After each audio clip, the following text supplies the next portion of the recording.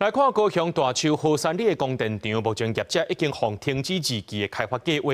不过，规个山头是光溜溜，一摆风台过后，现场的排水管拢塌掉的，这扣水池内面拢是烂土。水利局表示讲，有成污水路加强排水，也派厂商24点钟监控。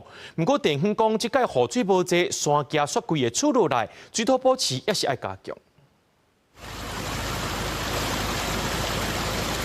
是个土门厂对临时挖开的排水口一直流出来。大树河山里的2期供电场，因为树啊草啊全部去互供电厂商错了，规粒山头剩一堆土。这个风台雨一落落来，土门厂就安尼流入来扣水池内底。虽然供电厂商进前有台暗讲，水利局也事先污水路倒下水，不过排水管也是去互土山塌掉咧。李长讲，加在这摆雨无介大，若无遮当时要帮拢唔知。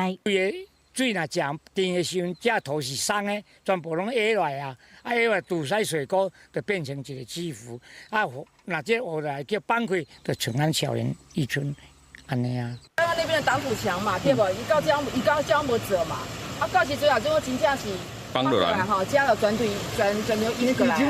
水利局讲，现场3个窟是扣水沉山的功能，这摆拢有发挥效果。不过，其中1窟的水路塌的造成土浆流出来，这部分已经要求厂商改善。为着要监控供电场的安全，因要派人进驻河山里活动中心。因为2期计划已经废止，现在这个所在已经袂当搁设供电棒啊。那未来呢，水利局呢会加强呢，相关要求暗场厂商呢恢复原来的植生植被哈，那降低我们坡地呢，可能会受到那个豪雨冲刷的影响。李长讲，开发计划废止了后，地方敢若望政府会当较紧的，先将挡土墙的部分做起来，佮豆豆来甲树啊草啊种转来，幸福里面一个安心的生活环境。记者郭家如区朝阳高永昌报道。